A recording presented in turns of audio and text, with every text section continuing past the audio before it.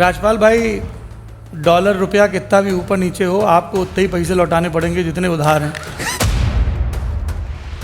मजाक उड़ाओगे कि किसी के पास कोई ब्रांड नहीं है तो उसका मजाक उड़ाओगे आप? क्या उखाड़ क्या लिया है यार?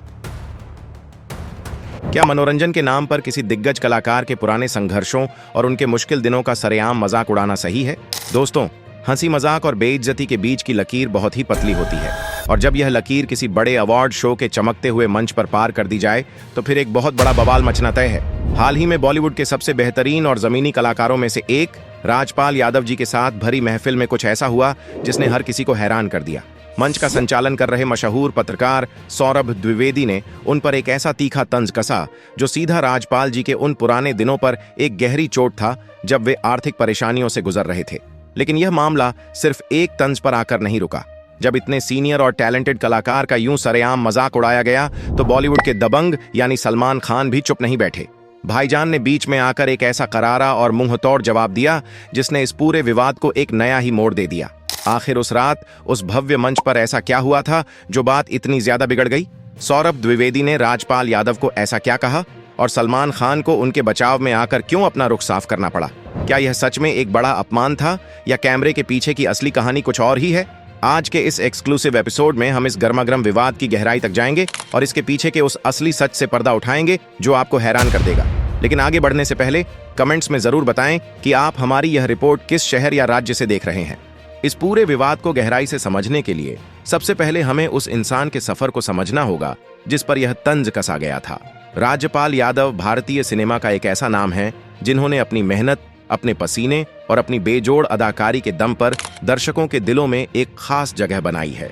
उत्तर प्रदेश के शाहजहांपुर जिले के एक बेहद छोटे से गांव से निकलकर मुंबई की चमकती दुनिया तक का उनका सफर किसी प्रेरणादायक कहानी से कम नहीं है। जब राजपाल यादव ने मुंबई की ओर रुख किया था तो उनके पास न तो किसी बड़े फिल्मी परिवार का नाम था और न ही कोई बहुत बड़ा आर्थिक सहारा। उनका एकमात्र हथियार उनकी कला और नेशनल स्कूल ऑफ ड्रामा से प्राप्त किया गया उनका गहरा थिएटर अनुभव था। उन्होंने छोटे छोटे किरदारों से शुरुआत की और अपनी आंखों, अपने चेहरे के भावों और अपनी गजब की कॉमिक टाइमिंग से स्क्रीन पर ऐसा जादू बिखेरा कि बड़े बड़े मुख्य कलाकार भी उनके सामने फीके नजर आने लगे। हंगामा, चुप चुप के, भूल भुलैया और ढोल जैसी अनगिनत फिल्मों में उनके द्वारा निभाए गए किरदार आज भी लोगों को हंसने पर मजबूर कर देते हैं। एक ऐसा कलाकार जिसने 3 दशकों तक लगातार करोड़ों लोगों के चेहरों पर मुस्कान लाई हो, उसके निजी जीवन के संघर्षों का यूं मजाक बनना यकीनन किसी भी दर्शक को आहत कर सकता है। राजपाल यादव ने कभी भी अपनी कला के साथ समझौता नहीं किया और यही कारण है कि आज भी इंडस्ट्री में उनकी एक बहुत बड़ी साख और सम्मान है। भारतीय सिनेमा में एक बहुत बड़ी विडंबना यह रही है कि जो कलाकार लोगों को हंसाता है अक्सर उसे वह गंभीरता और वह सम्मान नहीं मिल पाता जिसका वह असल में हकदार होता है। हास्य कलाकारों को हमेशा पर्दे पर एक हल्के फुल्के अंदाज में पेश किया जाता है जिसके कारण कई बार लोग उनके निजी जीवन और उनकी भावनाओं को भी बहुत हल्के में लेने लगते हैं। आजकल डिजिटल युग और पाश्चात्य संस्कृति के प्रभाव के कारण हमारे देश के अवार्ड शोज में रोस्ट कल्चर यानी एक दूसरे की कमियों या परेशानियों पर तीखे तंज कसने का चलन बहुत तेजी से बढ़ गया है। ये माना जाने लगा है कि जब तक किसी बड़ी हस्ती का मजाक न उड़ाया जाए तब तक शो में वह मसाला नहीं आता जो दर्शकों को बांधे रख सके। लेकिन इस मनोरंजन की दौड़ में अक्सर यह भूल जाया जाता है कि सामने बैठे कलाकार की भी एक गरिमा होती है। अवार्ड शो का मंच किसी भी कलाकार के लिए एक बहुत ही पवित्र और सम्मानित जगह होती है जहां वह अपने काम के लिए सराहना पाने आता है। जब उसी मंच पर हजारों लोगों और कैमरों के सामने किसी के पुराने जख्मों को कुरेदा जाता है तो यह केवल एक मजाक नहीं रह जाता बल्कि यह एक बहुत गहरा मनोवैज्ञानिक प्रभाव छोड़ता है। सौरभ द्विवेदी और राजपाल यादव के बीच हुआ यह विवाद इसी रोस्ट कल्चर की एक बहुत बड़ी और ज्वलंत बहस को जन्म देता है। आइए अब चलते हैं उस रात की तरफ जब यह पूरा मामला शुरू हुआ। मुंबई के एक बेहद आलीशान ऑडिटोरियम में स्क्रीन अवार्ड्स 2026 का भव्य आयोजन चल रहा था। पूरी बॉलीवुड इंडस्ट्री के दिग्गज सितारे, निर्माता, निर्देशक और नामी हस्तियां वहां मौजूद थीं। इस शानदार शाम को होस्ट करने की जिम्मेदारी मिली थी डिजिटल पत्रकारिता के जाने माने चेहरे सौरभ द्विवेदी और देश के मशहूर stand up comedian Zakir Khan को। दोनों ही अपने बेबाक अंदाज और शब्दों के बेहतरीन इस्तेमाल के लिए जाने जाते हैं।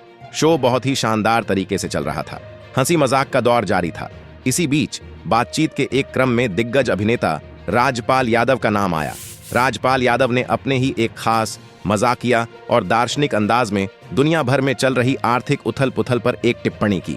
उन्होंने मंच से कहा, आजकल दुनिया भर में इतना तनाव चल रहा है कुछ समझ नहीं आ रहा। कभी रुपया ऊपर जा रहा है तो कभी डॉलर ऊपर नीचे हो रहा है। आम आदमी तो बस इसी गणित में उलझ कर रह गया है। ना रुपया डॉलर सब ऊपर नीचे हो रहा है, कुछ समझ में नहीं आ रहा है बस। यह एक बहुत ही सामान्य और माहौल को हल्का करने वाली बात थी जिस पर दर्शक हंस रहे थे। लेकिन तभी मंच का संचालन कर रहे सौरभ द्विवेदी ने एक ऐसा पलटवार किया जिसकी उम्मीद शायद वहां बैठे किसी भी व्यक्ति को नहीं थी। सौरभ ने सीधे तौर पर राजपाल यादव के पुराने आर्थिक संघर्षों की तरफ इशारा करते हुए कहा, डॉलर चाहे कितना भी ऊपर जाए या नीचे जाए राजपाल जी, लेकिन आपको तो उतने ही पैसे लौटाने पड़ेंगे जितना आपने उधार लिया है। जैसे ही सौरभ द्विवेदी के मुंह से यह वाक्य निकला, पूरे ऑडिटोरियम में कुछ पलों के लिए एक अजीब सा सन्नाटा छा गया। जो बात एक मजाक के रूप में कही गई थी वह बहुत ही तीखी और व्यक्तिगत थी। राजपाल यादव के चेहरे पर भी कुछ पलों के लिए असहजता साफ देखी जा सकती थी। सौरभ द्विवेदी का वह तंज हवा में नहीं था, इसके पीछे राजपाल यादव के जीवन का एक बहुत ही कठिन और तनावपूर्ण इतिहास छिपा हुआ था। इस तंज को समझने के लिए हमें थोड़ा पीछे जाना होगा। राजपाल यादव एक बहुत ही बेहतरीन अभिनेता होने के साथ साथ एक बहुत ही भावुक और महत्वाकांक्षी इंसान भी हैं।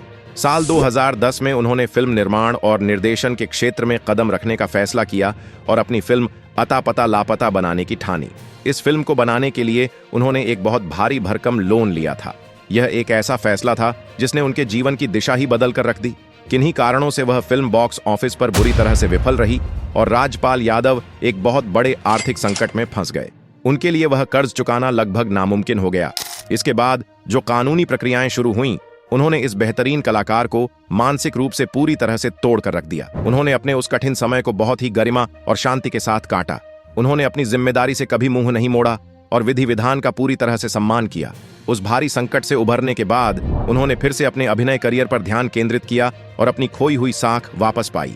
ऐसे में सालों बाद जब वह सब कुछ पीछे छोड़ चुके हैं, उसी पुराने और दर्दनाक कर्ज वाले मुद्दे को एक चमकते हुए अवार्ड शो के मंच पर उछालना कई लोगों को पूरी तरह से असंवेदनशील और गलत लगा। यह क्लिप सामने आते ही इंटरनेट पर भारी बवाल मच गया। राजपाल यादव के फैंस ने सौरभ द्विवेदी की कड़ी आलोचना की। लोगों का सीधा सवाल था कि क्या महज टीआरपी और तालियों के लिए किसी के बुरे वक्त का मजाक उड़ाना सही है। यह मुद्दा इतना गर्मा गया कि महज एक शो की घटना से बढ़कर सम्मान बनाम मनोरंजन की एक बड़ी राष्ट्रीय बहस बन गया। विवाद बढ़ता देख बॉलीवुड के दबंग सलमान खान भी राजपाल यादव के फुल सपोर्ट में उतर आए। सलमान ने एक बेहद शानदार संदेश में लिखा, राजपाल भाई, आप इस इंडस्ट्री में 30 सालों से काम कर रहे हैं। आपके अंदर जो टैलेंट है वो हर किसी के पास नहीं है। फिल्म इंडस्ट्री आपको बार बार इसलिए कास्ट करती है क्योंकि हर निर्देशक आपकी कला की असली वैल्यू जानता है। सलमान खान ने राजपाल यादव के सपोर्ट में कहा, आपको हमेशा काम मिलेगा और बिल्कुल उसी कीमत पर मिलेगा जिसके आप असल में हकदार हैं। सलमान ने साबित कर दिया कि एक कलाकार की पहचान उसकी बेहतरीन कला से होती है, उसके बैंक बैलेंस से नहीं। साथ ही सलमान ने समझदारी दिखाते हुए फैंस से यह भी अपील की कि वे सौरभ द्विवेदी को ट्रोल न करें, क्योंकि स्टेज पर होस्ट करते वक्त अक्सर स्क्रिप्ट के फ्लो में ऐसी बातें निकल जाती हैं जिनका मकसद किसी को ठेस पहुंचाना नहीं होता।